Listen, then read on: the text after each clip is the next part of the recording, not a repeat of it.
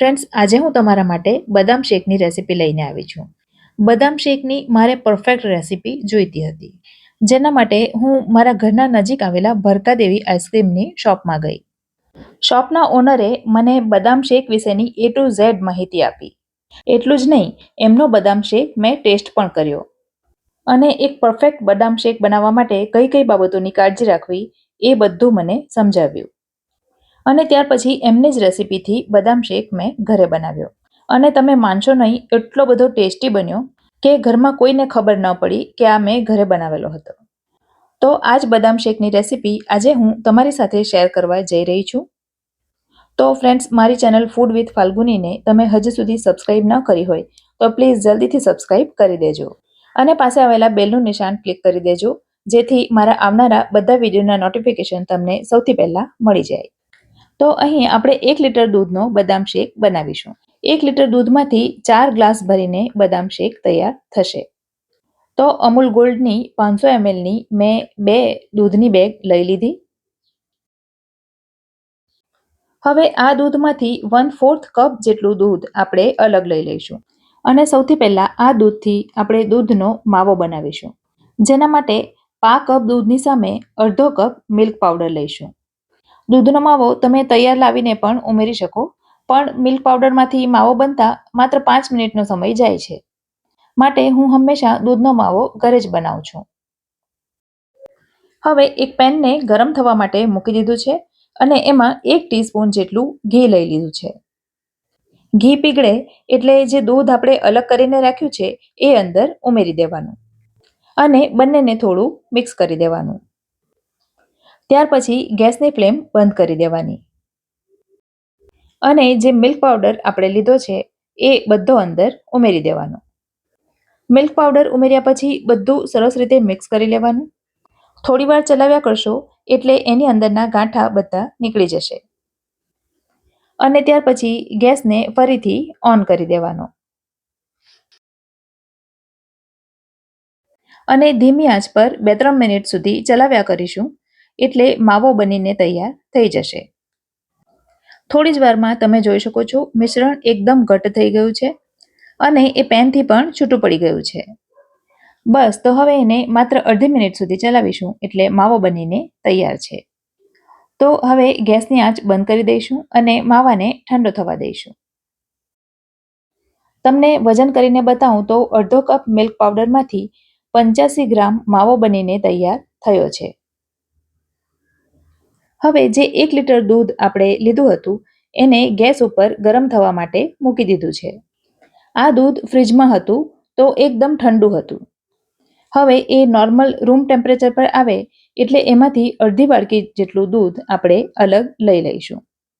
હવે પેનમાં રહેલું દૂધ ગરમ થાય છે ત્યાં સુધીમાં જે વાડકીમાં આપણે અલગ દૂધ લીધું છે એમાં 2 ખાવાની ચમચી ભરીને એટલે કે 2 ટીસ્પૂન કસ્ટર્ડ પાવડર ઉમેરી દેવાનો અને કસ્ટર્ડ પાવડરને દૂધમાં સરસ રીતે પીગાળી દેવાનો.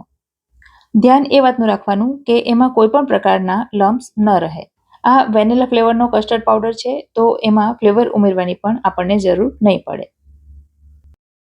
હવે જે દૂધ આપણે ગરમ થવા માટે મૂક્યું છે એમાં આપણે 4 ઉભરા લાવવાના છે, જેના માટે દૂધને આપણે 5 મિનિટ જેવું ઉકાળવું પડશે. ગેસની ફ્લેમ ફૂલ રાખો તો પણ વાંધો નથી, પણ દૂધને ચલાવતા રહેવાનું. તો હવે 5 મિનિટ થઈ છે અને દૂધ સરસ ઉકળી ગયું છે. હવે જે કસ્ટર્ડ પાવડર વાળું મિક્સ છે એને થોડું થોડું કરીને ગરમ દૂધમાં ઉમેરીશું. ગેસ લો ફ્લેમ પર ચાલુ જ છે તો થોડું થોડું કસ્ટર્ડ વાળું દૂધ ઉમેરતા જવાનું અને દૂધને ચલાવતા જવાનું.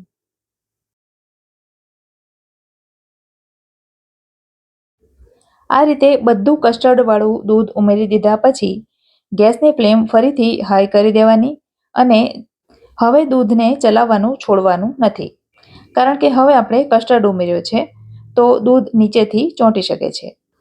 તો હવે કસ્ટર્ડ ઉમેર્યા પછી ફરી પાછું દૂધને 5 મિનિટ સુધી ઉકાળવું પડશે. ત્યાં સુધીમાં કસ્ટર્ડ પણ સરસ ચડી જશે અને દૂધ પણ થોડું ઘટ્ટ થશે. હવે 5 મિનિટ થઈ ગઈ છે અને તમે જોઈ શકો છો દૂધ થોડું ઘટ્ટ એવું થઈ ગયું છે અને ચમચાની પાછળ આ પ્રકારનું પાતળું કોટિંગ પણ થાય છે અને ગરમ દૂધની આટલી કન્સિસ્ટન્સી પરફેક્ટ છે, કારણ કે એ ઠંડુ થશે પછી હજી ઘટ્ટ થશે. તો હવે આપણે એમાં ખાંડ ઉમેરીશું. તો અહીં મેં 12 નાની ચમચી જેટલી ખાંડ ઉમેરી છે અને કપથી માપીએ તો અડધા કપ જેટલી ખાંડ ઉમેરી છે. ખાંડનું પ્રમાણ તમે તમારી રુચિ પ્રમાણે વધતું ઓછું કરી શકો છો. હવે ખાંડ પીગળે ત્યાં સુધી આપણે દૂધને ચલાવવાનું છે અને ત્યાર પછી આપણે ગેસને બંધ કરી દઈશું. તો હવે દૂધને ગેસ ઉપરથી નીચે ઉતારી લઈશું. તો હવે આપણે એમાં માવો ઉમેરવાનો છે, પણ માવાને એકદમ ગરમ દૂધમાં નહીં ઉમેરીએ. દૂધ થોડું હુંફાળું થાય ત્યાર પછી ઉમેરીશું. તો માવાને પહેલાં હાથથી થોડો ક્રમ્બલ કરી પછી ઉમેરવાનો, જેથી એ દૂધમાં સરસ રીતે ભળી જાય. ફ્રેન્ડ્સ, 1 લીટર દૂધમાં 80થી 100 ગ્રામ જેટલો માવો ઉમેરવાનો હોય છે. હવે તમે વિચારતા હશો કે મિલ્ક પાવડરમાંથી માવો બનાવી અને પછી ઉમેર્યો, એના બદલે જો ડાયરેક્ટ મિલ્ક પાવડર જ ઉમેરી દીધો હોય તો? પણ ના ફ્રેન્ડ્સ, જો આપણે ડાયરેક્ટ દૂધમાં મિલ્ક પાવડર ઉમેરી દઈએ તો માવા જેવો સ્વાદ નથી આવતો. હવે વિસ્કરની મદદથી અથવા તો ઇલેક્ટ્રિક બ્લેન્ડરની મદદથી પણ આ બધું તમે મિક્સ કરી શકો. ટૂંકમાં માવો દૂધમાં સરસ રીતે ભળી જવો જોઈએ. તો હવે બધું બરાબર મિક્સ થઈ ગયું છે અને દૂધ નોર્મલ ટેમ્પરેચર પર પણ આવી ગયું છે અને એની કન્સિસ્ટન્સી પણ તમે જોઈ શકો છો, થોડી હજી ઘટ્ટ થઈ છે. તો હવે આ દૂધને 2-3 કલાક માટે ફ્રીઝરમાં મૂકી દેવાનું અને એકદમ ચિલ્ડ કરી દેવાનું. તમે વિચારતા હશો કે આની અંદર આપણે બદામની પેસ્ટ તો ઉમેરી જ નથી. પણ ફ્રેન્ડ્સ, બહાર મળતા બદામ શેકમાં બદામની પેસ્ટ ઉમેરવામાં નથી આવતી. એનાથી એની કોસ્ટ પણ થોડી વધી જાય છે અને બદામની પેસ્ટનો સ્વાદ પણ શેકમાં સારો નથી લાગતો. માટે મેં પણ નથી ઉમેરી. હવે 15થી 20 નંગ જેટલી બદામ લઈ એને આ રીતે ચપ્પુથી અથવા તો કટરથી કટ કરી દેવાની. અહીં બદામનો ઝીણો ભૂકો નથી કરવાનો, નાના નાના ટુકડા જ કરવાના છે. હવે ફ્રીજમાં મૂકેલું દૂધ એકદમ ચિલ્ડ થઈ ગયું છે અને એની કન્સિસ્ટન્સી પણ તમે જોઈ શકો છો, એકદમ પરફેક્ટ થઈ ગઈ છે. દેખાય છે ને, એકદમ માવાદાર અને એકદમ ટેસ્ટી, જેવું તમને ભરકાદેવીની શોપમાં બતાવ્યું. અને હવે છેલ્લે આપણે એમાં બદામના ટુકડા ઉમેરીશું. તો આ બદામના ટુકડા 1/4 કપ ભરીને તૈયાર થયા છે. આ સિવાય તમે એમાં ઈચ્છો તો વેનીલા એસન્સ અને ઇલાયચીનો પાવડર પણ ઉમેરી શકો. તો ઉનાળાની ગરમીમાં ઠંડો ઠંડો પીવાની મજા આવી જાય એવો માવાદાર બદામ શેક બનીને તૈયાર છે. અને આગળ કહ્યું એમ આટલા દૂધમાંથી 4 ગ્લાસ ફૂલ ભરીને તૈયાર થાય છે. હવે છેલ્લે બદામની કાતરીથી ગાર્નિશ કરી દઈશું. રેસીપી કેવી લાગી કમેન્ટ કરીને જરૂરથી જણાવજો. વિડીયો જો ગમ્યો હોય તો લાઈક કરજો અને તમારા સર્કલમાં શેર કરજો. તો ફરી મળીશું આવી જ એક નવી રેસીપી સાથે. ત્યાં સુધી મને રજા આપો. આવજો.